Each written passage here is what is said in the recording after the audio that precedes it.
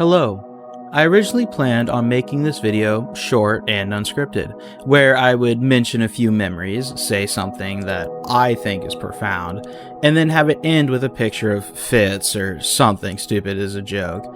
But when I was getting my material together for my short spiel, I realized just how much history my friends and myself have with this game. At the time of writing, I have just turned 22 years old. And I originally started playing Destiny when I was 10 years old on my PS3. It was gifted to me by my father as an early birthday gift, so it was only a few weeks ago as of right now, 12 years ago, that I started playing a game that would have a massive impact on my life. I won't bore everyone with the details, but through this experience I made new friends, grew my friendship with existing ones, and even reconnected with old friends who I thought I might not hear from again. I've spent over half my life playing this game and reveling in the awe that is the world that lies beyond the screen.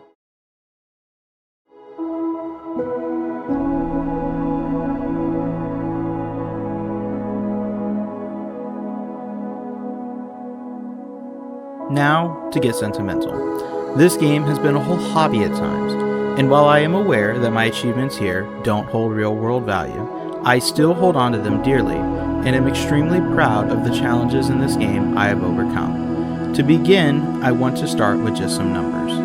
When I first started playing this game, I set a goal for myself to own every exotic armor piece and weapon available.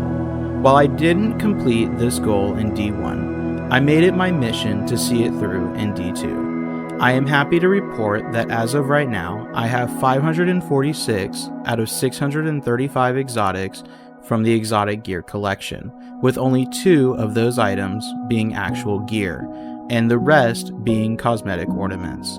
I hope to see this complete in the coming months. For raid and dungeon content, I will proudly boast that I have cleared 536 raids and 521 dungeons. I am extremely proud to say that I have completed Contest Vespers Host, Sundered Doctrine, and Equilibrium. I also completed Flawless Solo Equilibrium on my first try. However, the feat I am most proud of is my completion of the Root of Nightmares raid on Contest difficulty. The reason I feel so fond of this achievement is that despite being one of the easiest contest raids in history, I was forced to complete it using LFG teams after my own team decided to throw in the towel. For me, the completion of this raid stands as a monument of perseverance to try and achieve my dream of completing a contest raid.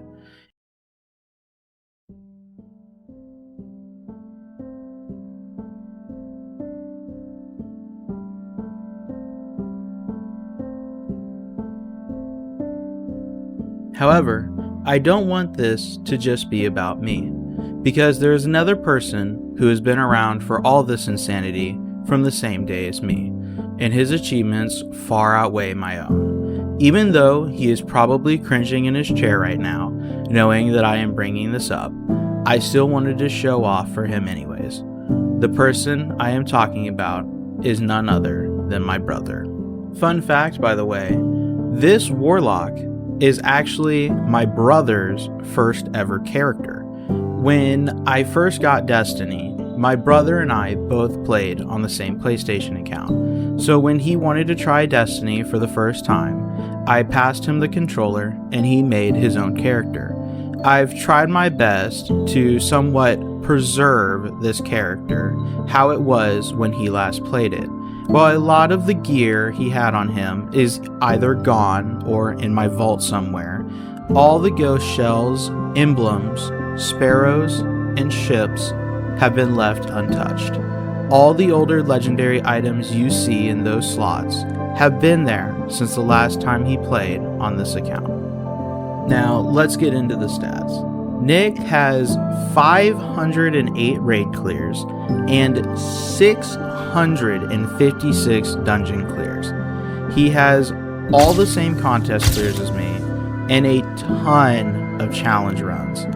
Highlights for these runs include Solo or Solo Flawless on all dungeons, Solo Witness, Solo Root of Nightmares, Solo Sanctified Mind, Solo Ultimatum Prophecy, Solo Ultimatum Perseus, and Solo Riven. For me, however, the thing I am most proud of him for is that as of writing, he is number 975 in the world on the speedrun leaderboard for Dungeon Report. The hard work and dedication he put into mastering his craft to try and achieve his dreams of being top 1000 alongside our friends Jack and Bryson will be something I will always aspire to, even if I often fall short of it.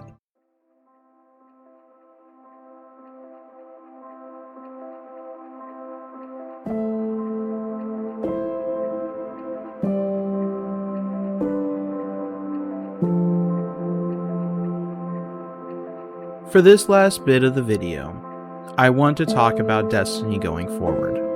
Currently, as of writing this script, it is 10 p.m. Pacific, and the last update for Destiny 2 goes live in about 12 hours.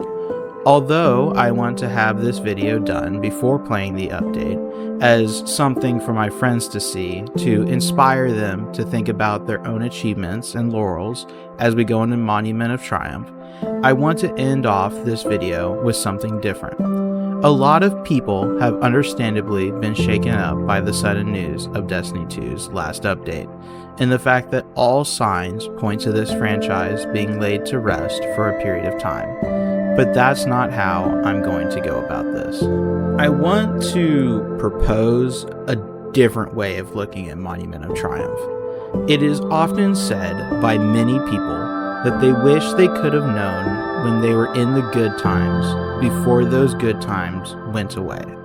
With the mountain of additions, quality of life changes, and in some cases even nearly decade-old requests by the community being fulfilled in this last hurrah, I believe that this is Bungie's way of telling us that we are in the good times before they are lost to us for a long time. So to everyone who plans on playing the new update, remember that you're in the good times, and you should do everything you've ever wanted to do. Don't leave any cards on the table. Don't stop short of any lifelong goals you've had for the game, because this is your time to make your most cherished Destiny memories and leave nothing to be regretted.